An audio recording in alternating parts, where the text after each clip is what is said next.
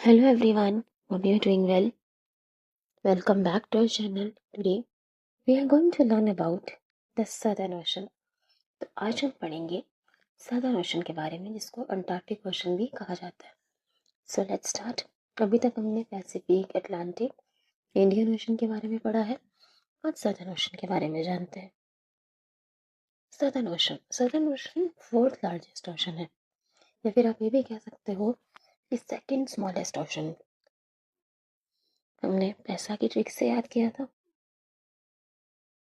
सबसे बड़ा पैसिफिक, फिर Atlantic, Indian, southern. Arctic ocean तो सबसे छोटा है Arctic ocean.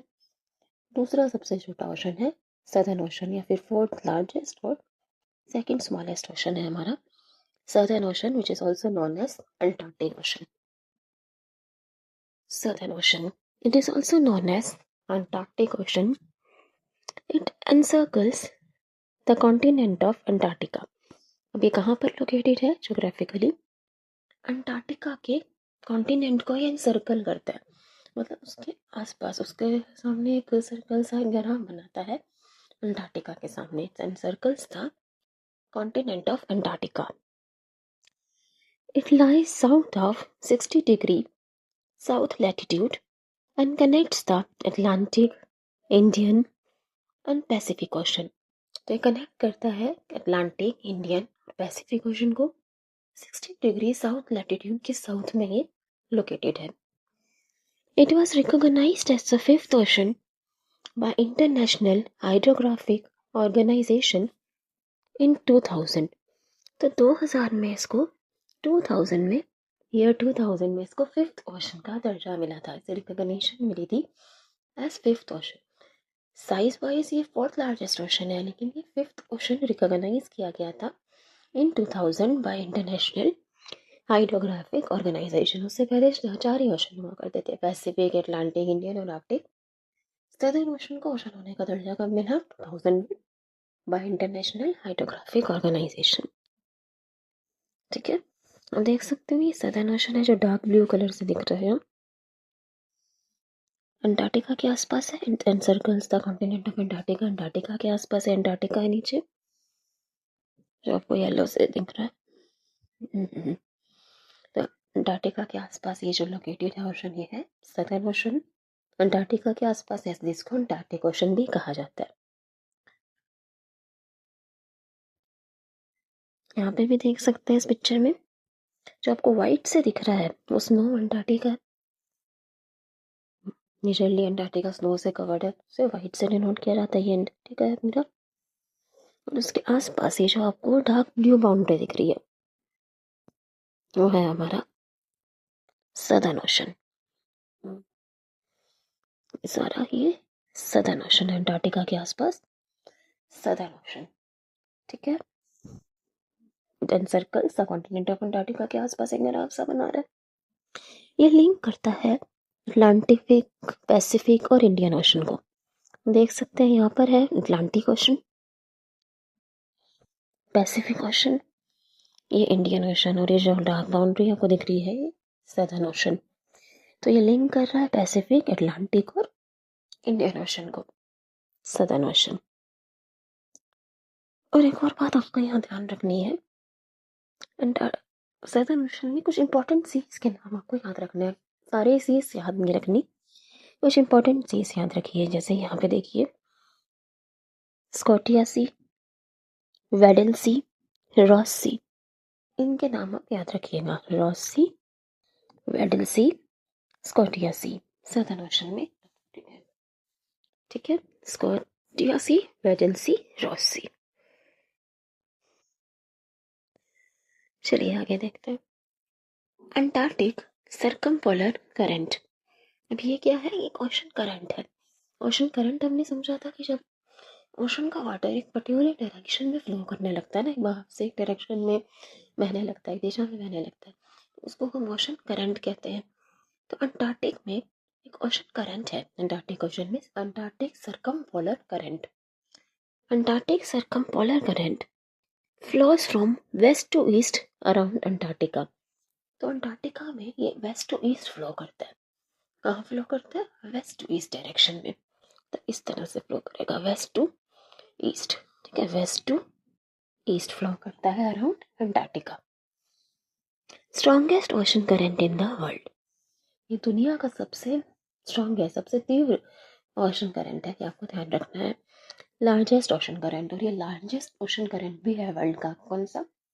Antarctic circumpolar current, largest current in the world, strongest ocean current in the world.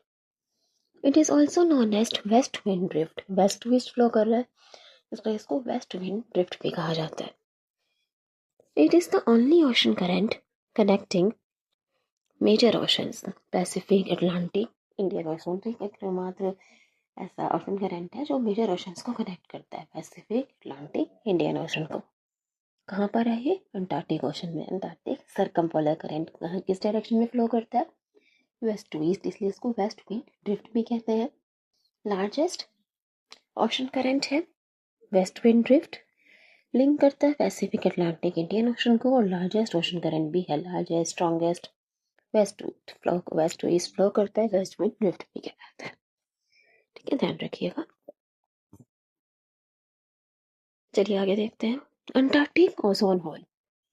अब अंटार्कटिक ओजोन होल क्या है? ओजोन लेयर के बारे में तो आपने पढ़ा होगा, आपने सुना होगा। ओजोन लेयर स्ट्रेटोस्फीयर में लोकेटेड है, और 3 ओजोन जो अर्थ को प्रोटेक्ट करती है सन के अल्ट्रावायलेट रेडिएशन से।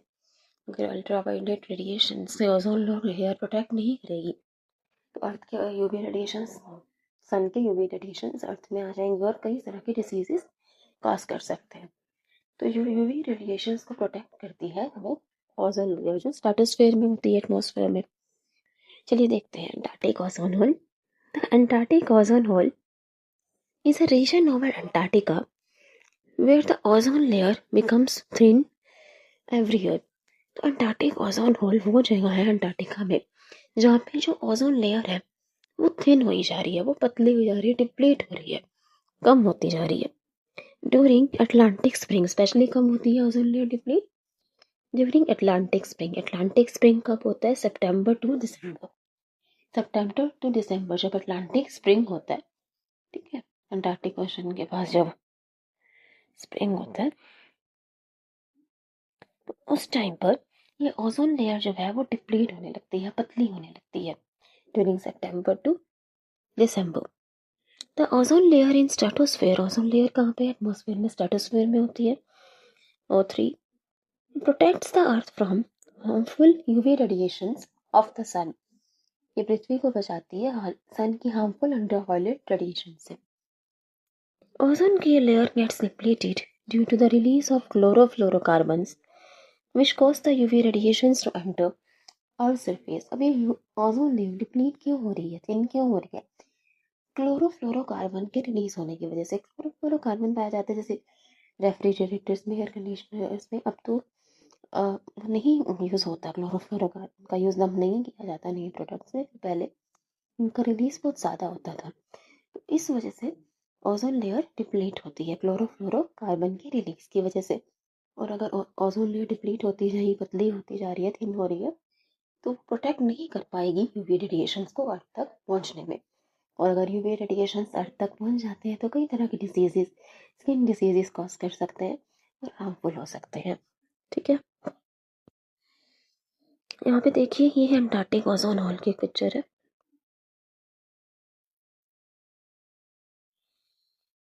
ये जो आपको दिख रहा है ओजोन होल, ये है ozone hole.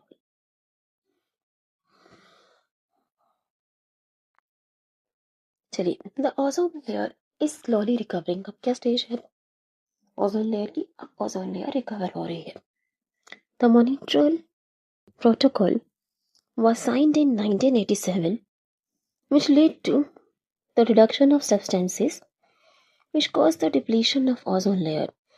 International cooperation has helped in the recovery of ozone layer. Montreal protocol sign किया गया था 1987 में, क्योंकि ओजोन लेयर डिप्लीट हो रही थी, थिन होती जा रही थी, तो इसलिए इंटरनेशनली ये एक एग्रीमेंट साइन किया। क्या था इस एग्रीमेंट के अकॉर्डिंग? कि वो सब्सटेंसेस यूज नहीं किए जाएंगे which cause the depletion of ozone layer. तो मतलब जिन प्रोडक्ट से CFC क्लोरोफ्लोरो कार्बन रिलीज होता है उनका यूज़ नहीं किया जाएगा, ऐसे प्रोडक्ट्स नहीं बनाए जाएंगे जिससे क्लोरोफ्लोरोकार्बन रिलीज हो।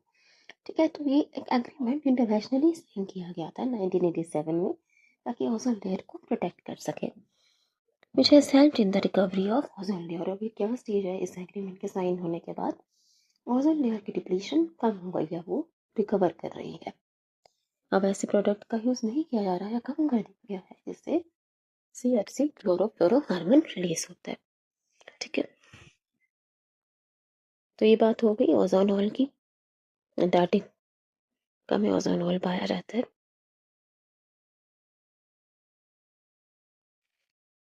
अब हम बात करते हैं सैंडविच ट्रेंच। अभी तक हमने पढ़ा पैसिफिक ओशन में, पैसिफिक, अटलांटिक, इंडियन ओशन में हमने ट्रेंचेस के बारे में पढ़ा था। इंडियन ओशन में जावा ट्रेंच, जिसको हम सुंडा ट्रेंच भी कहते हैं, इंडोनेशिया के पास। अटलांटिक ओशन में हमने पढ़ा था प्यूर्टो रिको ट्रेंच के बारे में, है ना। तो आज हम पढ़ेंगे सैंडविच ट्रेंच के बारे में। सैंडविच ट्रेंच क्या है? It lies near the boundary of southern ocean. ये सदर्न ओशन की बाउंड्री के पास है सैंडविच ट्रेंच। सैंडविच ट्रेंच कई जगह आपको ये भी पढ़ने को मिलेगा कि अटलांटिक ओशन के पास लोकेटेड है। सैंडविच ट्रेंच एक्चुअली ये सदर्न ओशन की बाउंड्री के पास लोकेटेड है, तो थोड़ा बहुत अटलांटिक के रीजन में आ जाता है। तो कई बार आपको कई जगह ये भी पढ़ने को मिलेगा कि लाइज नियर अटलांटिक ओशन। ठीक है, it lies near the boundary of southern ocean, situated between south America, Antarctica के बीच में लोकेटेड है sandwich trench. It lies near south sandwich islands. इसकी डेप्थ है, इसकी गहराई है 7 to 36 मीटर्स। 7 to 36 मीटर्स, हम कह सकते हैं 7.2 किलोमीटर के आसपास उसकी डेप्थ है, एक गहराई है। ट्रेंच क्या होता है? खाई जैसा स्ट्रक्चर होता है। डीप ओशन में एक खाई जैसा स्ट्रक्चर होता है, उसे हम ट्रेंच कहते हैं। तो सैंडविच ट्रेंच कहाँ लोकेटेड है? सदर्न ओशन के बाउंड्री पे साउथ अमेरिका और अंटार्कटिका के बीच लोकेटेड है, नियर साउथ सैंडविच आइलैंड्स, इसलिए इसको सैंडविच ट्रेंच कहते हैं। देखिए यहाँ पर सैंडविच ट्रेंच देख सकते हो, जो रेड से मार्क है सैंडविच ट्रेंच। सैंडविच ट्रेंच यहाँ पे south America, Antarctica, south America Antarctica के बीच में लोकेटेड है sandwich trench near south sandwich islands. कहाँ पे लोकेटेड है? Near the boundary of southern Ocean. ठीक है, between south America and Antarctica. Depth कितनी है इसकी? 7 to 36 मीटर, 7.2 किलोमीटर के आसपास इसकी डेप्थ है।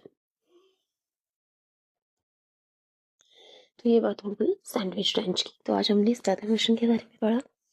एक बार हम क्विकली रिवाइज कर लेते हैं सारे पॉइंट्स। सदर्न ओशन, इसको अंटार्कटिक ओशन भी कहा जाता है, and circles the continent of Antarctica के आसपास लोकेटेड है।